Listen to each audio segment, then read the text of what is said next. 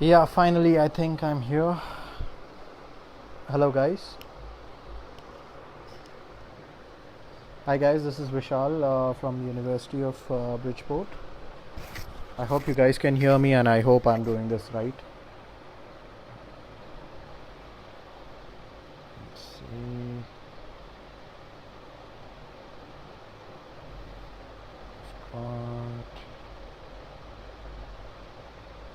Okay. So I've got a few people coming in.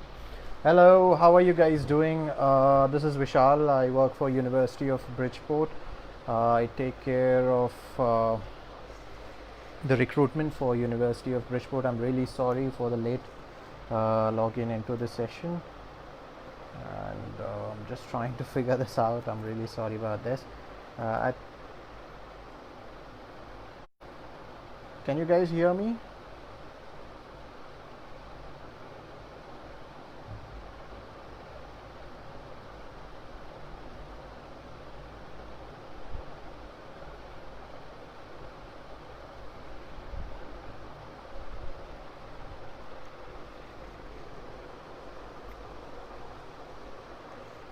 Hello people. Yeah, it would have been great if this session would have been more interactive of sorts. Okay, excellent. I've started getting a few likes as well. So yeah, University of Bridgeport is what we represent, and University of Bridgeport, well, we are located about 1 hour's drive. Hi Naresh, yeah, finally I'm here. So after a lot of work, so let's get on with the session. University of Bridgeport, well, it is located in the Eastern Hemisphere in US, Northeast, I can say. We are about 1 hour's drive from New York. That's where we are, and we are in between New York and Boston. If you notice, Boston, many of the bigger universities are located in Boston, and Boston is known as the educational capital of US. There are a lot of universities around in Boston. Coming to University of Bridgeport, we are a pretty old university. We are in fact one of the few universities in that region which has the doctoral awarding rights. So we are predominantly a STEM dominant university, where there is extensive research that goes on in the university. We are spread across 53 acres in Bridgeport, and we are a university who are proud to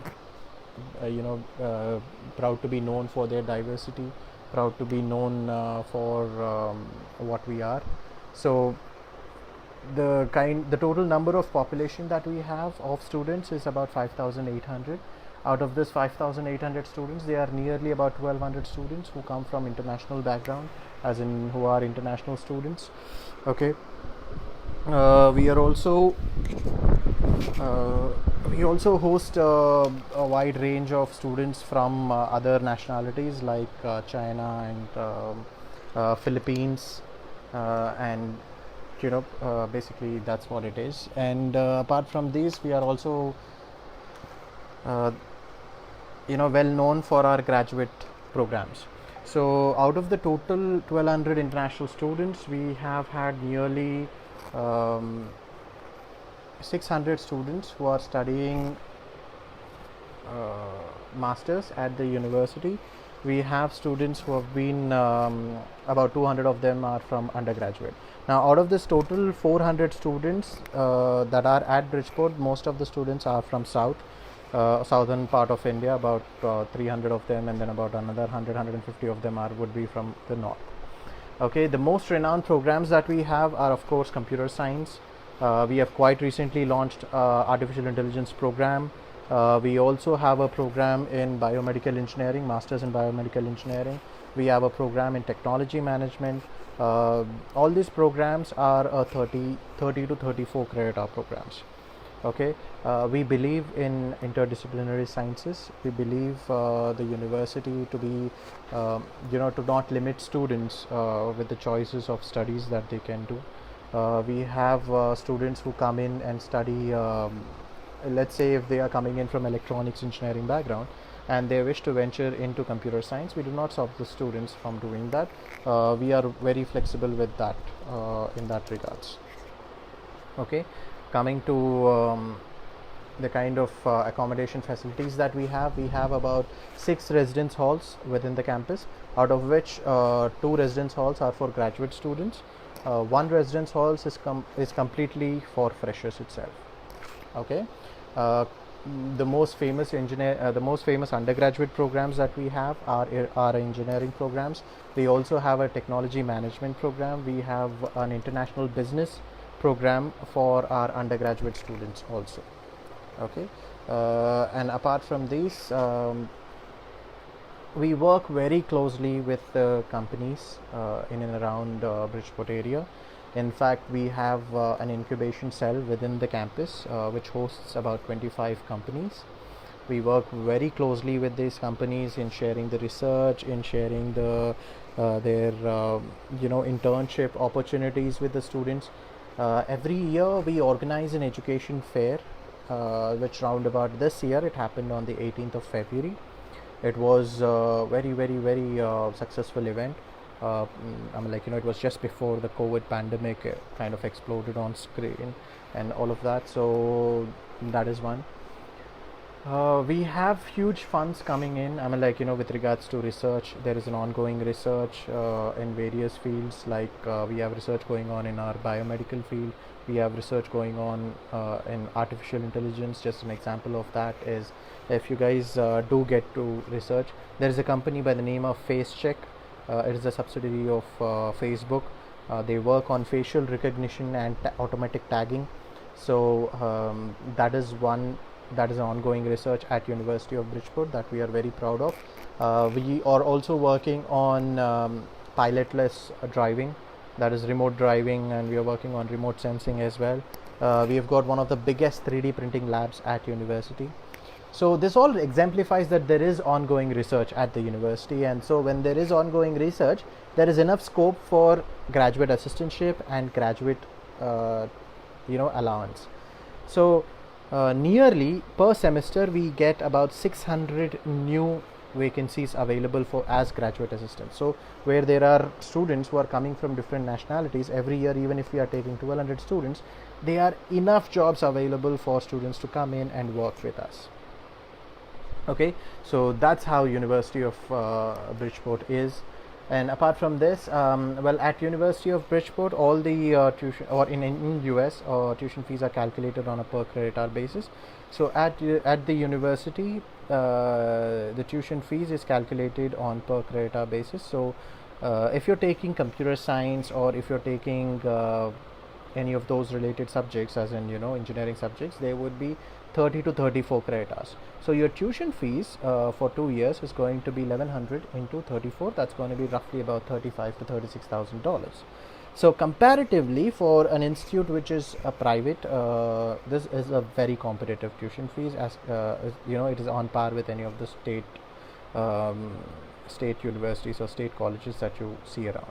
Now, apart from these, the university, we accept students, especially now with the present COVID situation. If there are students who wish to apply for fall or for spring 2021 and for some reason are not able to take the GRE exam or the GMAT exam, we have waived the GRE and GMAT requirement both for spring 21 and for fall 2020. For all the STEM courses. Now, STEM stands for science, technology, engineering and mathematics.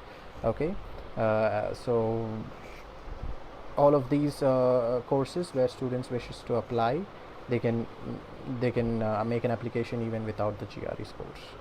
Okay, coming to the aspect of what sort of other courses do we have. Well, if you're looking at computer science, the kind of specializations that the students can do are, they can go into computer vision, augmented reality, computer learning, computer networking. They can go into something like a virtual reality platform. They can move into game design, game theory. These are all specializations that are provided to the students upon completing their core subjects. So each engineering stream would have their own core subjects. Once they complete their core subjects, they can then venture into any of the specializations that they would like. The same way for electrical students, we have power engineering, VLSI, then we have biomedical engineering, we have fuel cells or alternative energy sources, we have MEMS, microelectronic material sciences. So there are enough scope for newer avenues and newer subjects to be touch base on. Same way, mechanical engineering, we have aeronautical engineering, robotics, instrumentation, control engineering, production engineering, design engineering, all of this as specializations at the master's level. At the bachelor's level, well, the engineering subjects, if the students are keen on joining engineering, the course starts off with all the general topics at the first year, and then they get to choose their majors and minors from the second year onwards. So it is pretty diverse and it is very intricate. The student to faculty ratio at our university is 16:1, which leaves enough scope for students to try and interact with their professors, try and work around with their professors, and get the best solutions out of this. Okay. Coming to MBA, we have about seven specializations in MBA. We have accounting, finance, marketing. Then we have quite recently we have launched healthcare management. We also have an MBA with a specialization in management. We have analytical intelligence. So these are subjects which have been quite recently started, and we are seeing a huge amount of traction and popularity from students. And also because we are closely associated with a lot of companies around that area, we get a lot of feedback from those companies as to what kind of resource pool that they would be looking at, or what kind of students they really want them to join their companies. So all said and done, this is a fair bit of idea with regards to what University of Bridgeport is. And coming to tuition fees, I've just explained that the per credit hour tuition fees is about $1,100. So for undergraduate students who if in case they wish to get a bachelor's degree, would have to complete 128 credits. So if they are completing 128 credits, that is when they get their bachelor's degree. So per year, they roughly would be doing about 30 to 36 credits every year. So looking at that, the tuition fees approximately will be between $32,000 to roughly $35,000 per year. Okay, we offer scholarships for students, and these scholarships are merit based. For undergraduate students, we have scholarships which would range from $5,000 to $20,000. Okay, for masters, we have scholarships. Again, the tuition fees is $36,000 and more, depending on the kind of credits that you would take. And the scholarship is again merit based. It would be between $3,000 to $5,000. Okay, coming to entry requirements as such, we take about 2.5 CGPA on a scale of 4 for our undergraduate students. SAT is not mandatory, but if they have SATs, it definitely helps them to secure a seat at university, and also helps them with the scholarship as such. And IELTS 6 is what we look at. If the student is not taking or is not able to take IELTS, we allow TOEFL scores. If they are not able to take TOEFL as well, then we also accept a Duolingo score. Duolingo of 105 is 95 is what is required. Coming to the graduate requirements, we look at 2.7 CGPA on a scale of 4, which would roughly be more than 65%. So we are keen on those students with good academic scores. Then and then the GRE GMAT requirement is waived for fall 20 and spring 21. The IELTS requirement is 6.5, TOEFL 80, Duolingo score of 105. Okay, so this is about the entry requirement as such. There is no application fees. You could log into our website, which is www.bridgeport.edu/apply, and you can start the application process, or you could consult Turning Point. They can also help you with the application process as such, and we can take that further from there. Okay, so I'll be the recruitment manager for University of Bridgeport. So along the journey of your applications, if you do have any questions or anything, you can get in touch with me. Okay, my email ID, I think, yeah, I can give it out. It is 𝗖𝗹𝗹𝗶𝗴. I repeat it, it's 𝗖𝗹𝗹𝗶𝗴 @bridgeport.edu. Okay, I repeat it again, it's 𝗖𝗹𝗹𝗶𝗴@bridgeport.edu. Okay, you can write to me if you have any questions with regards to any particular program as such, or anything that you would like to know, then just let me know. Coming to deadlines for spring 2021, ideally they would be in the month of October, November, but because of the COVID, we are okay to relax the deadlines as such. Okay, so that's from me, guys.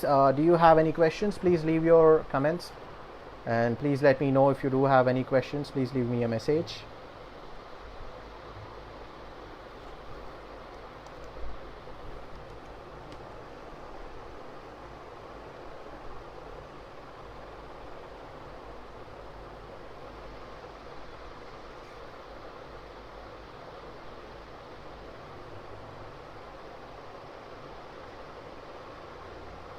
Yes, we do have accommodation facilities.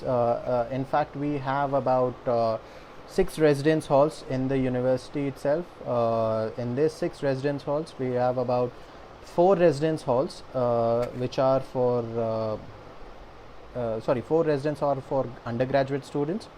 2 residence halls are for graduate students. In this 4 residence halls, there are about there is one residence hall which is completely for first year students.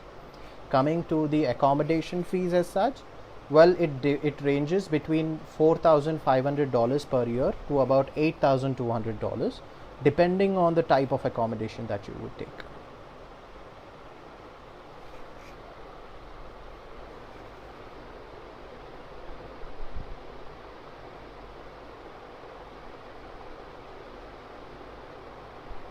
Okay.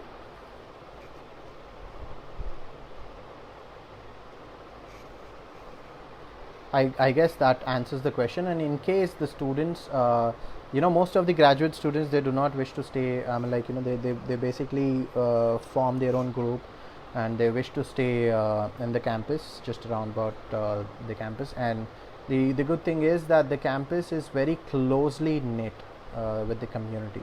So what happens is that as a part of this, you would find that the jobs or the accommodations are not too far away from the campus or the place that we stay at. So that becomes an advantage for the students. They can freely commute. We provide a commute service for students. There is a University of Bridgeport shuttle that's available. If the students wish to come to the airport and want to be picked up, then we don't have any issues picking them up. With regards to the part-time jobs, as I said, every year there are more than 600 jobs that are created on campus itself, and these are graduate assistant jobs. And these jobs are very good both for students to work at the campus, and also for the students to gain some exposure knowledge wise. So when there is enough facility available on campus, I hardly find any students going out or trying to work elsewhere. Not only this, because of the presence of so many companies, we are talking about companies like 𝗙𝗲𝗲, companies like Xerox, companies like 3M. These are the companies that are present as a part of our incubation center. So they have ongoing internships that are available. There is a career cell within the campus, and this career cell helps the students to gauge and get into the right kind of internship for them. Okay, so these internships, again, depending on the internship, from time to time they can either be they can either get paid for it, or they will be credit based.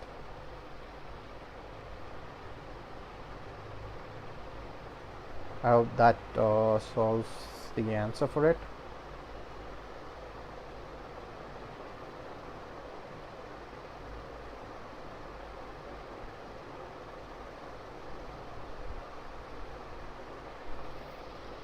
Any other questions, guys?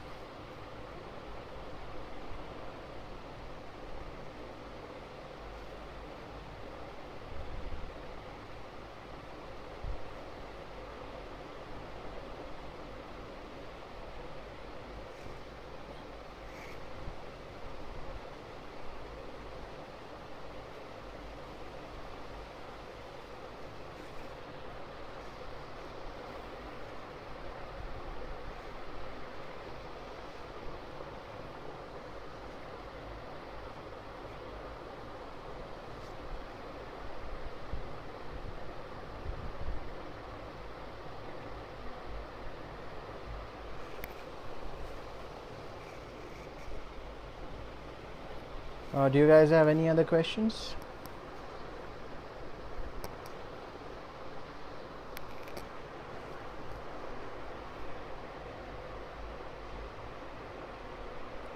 Yeah, so ideally from the time that you make an application and submit all the documents, so let's say if today you have completely submitted all the documents and everything without any pendencies, then it would take about 10 to 15 days from there for the offer letter to be provided. And once the offer letter is provided, you would have to accept the offer. And once you would state that yes, you're going to accept it, we would be processing the I-20. Okay, and ideally for the turnaround time for you to have the offer letter would be 15 days, and from there it will take another 2 weeks for the I-20 to be processed and sent to your home. So you can say from the date of application it would nearly take about 30 days for you to receive the I-20 at your house. Well, with regards to the post-study work, okay, at university or in US, for students who would be joining under the category of STEM, that is science, technology, engineering and mathematics, we have something known as the curriculum practical training and the optional practical training. So curriculum practical training is something that the student can do while they are doing their masters. It generally is for a period of 12 months, and this accommodates all the time period for any of the internship. And once the internship once the graduation is done, then the students can avail the optional practical training time period, which is about 24 months. Now in case a student while they are studying, okay, they could be either engineers, they could be the master of sciences in chemistry or any other fields, mathematics or any other fields, all of them fall under this particular bracket as such.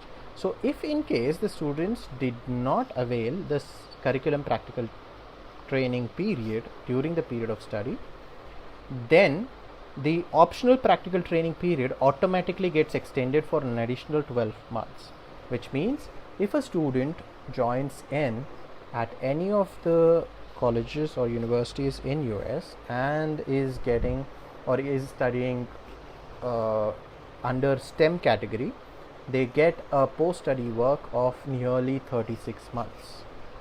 So that is pretty normal for all the institutes.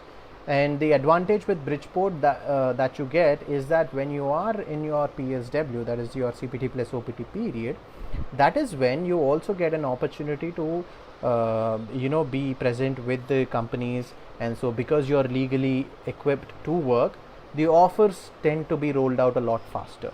I'm talking about job offers and job placements. Okay.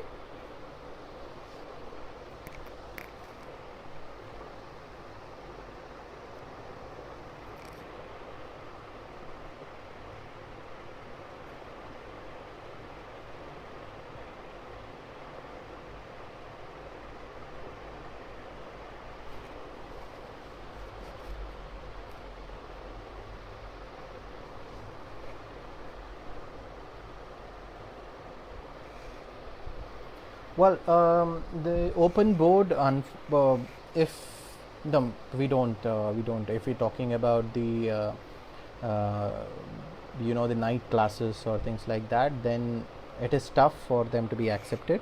However, we always go with NAC accredited universities. Okay, so that's very important for us. We take 15-year education. I missed out during my presentation, I missed to mention that, but we do accept 15-year education.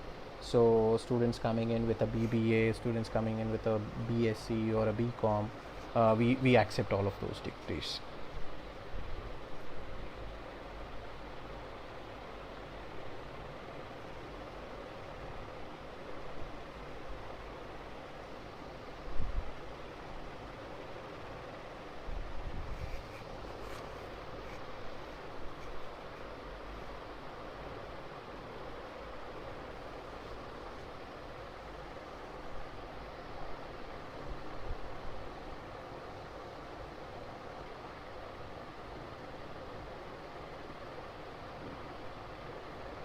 Ielts waiver, see, we understand that the students now are facing tough challenge to go to the test centers, write the exams. That's exactly why we are accepting a Duolingo score. So it can be taken at home. Apart from that, there is no Ielts waiver. I mean, like, we used to do a medium of instruction letter before, but no, not now. It is based on a case to case kind of scenario, but broadly it would be a no itself.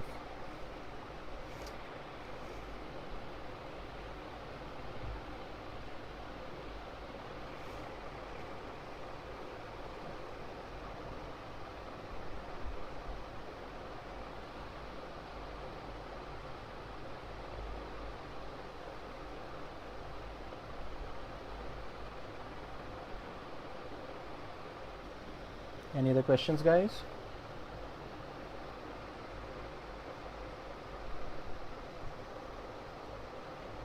So let's just wait for a few more minutes to try and see if we can get any other questions. I understand that I was late.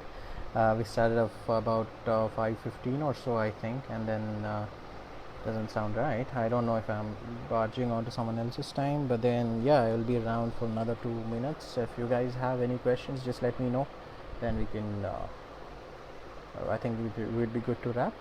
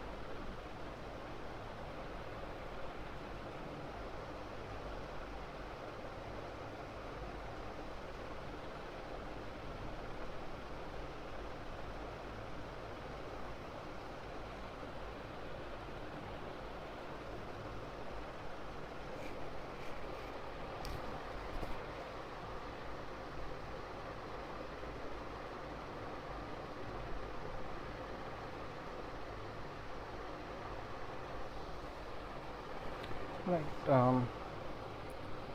Okay, so before we do finish again, we just to give you a summary of what we have just gone through. Well, I represent University of Bridgeport, which is in Connecticut. We are a private university. We are a private not-for-profit university. We have about 128 major programs with us. And we have both graduate and undergraduate courses. According to Carnegie classification of universities, we are a STEM dominant university. STEM stands for science, technology, engineering and mathematics. We nearly have about 5,200 students both in graduate and undergraduate curriculum. That's the strength of our university. Out of this 5,200 students, there are nearly 1,200 students who are international students. Out of this 1,200, nearly 600 students are from India, out of which 200 are studying undergraduate and 400 are about graduate. So you can see there is a lot of demand, or there is a lot of popularity for our university from India. The reason being, we are very famous for our computer science program, for our artificial intelligence program, for our engineering programs as such, technology management also being one of them. So we have all of this on offer. The tuition fees is roughly about $35,000 per year for undergraduate students, and then $36,000 and more for our graduate students, depending on the kind of course that they would select. Yes, we have scholarships available.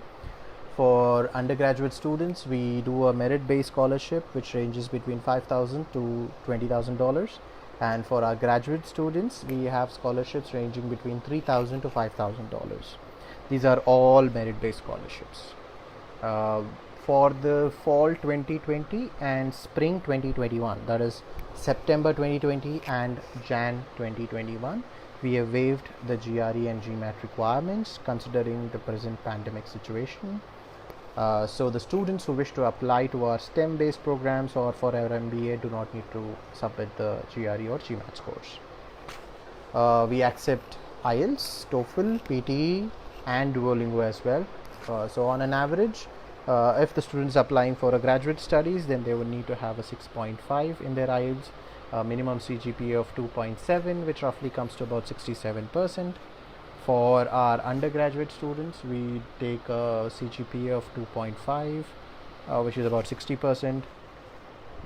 And yeah, we accept a Duolingo test course as well, and that is there. So this is about the university and the programs that we have. We have accommodation facilities at the campus. We have 6 residence halls. 4 residence halls are for undergraduate students, 2 residence halls are for graduate students. And apart from this, we also have part-time work opportunities on the campus. We have about nearly 600 job placements every year that are present on the campus. Okay, so that's all, guys. From now, I hope I have covered most of the bits. But if you do have any questions, you can give me a message or you can give me a call on my number. It is 8142444123. You can as well email me at my email address, which is 𝗖𝗹𝗹𝗶 @bridgeport.edu. I repeat it again. It is V as in Victor, I as in India, M as in Mary, U as in Umbrella, T as in Tango, H as in Hotel, Y as in Yankee, A as in Alpha @bridgeport.edu. Okay, so I wish all of you a very best of luck, and I would be looking forward to do more sessions like this. It's fun and it's really interactive. Thank you, guys. Thank you for your time.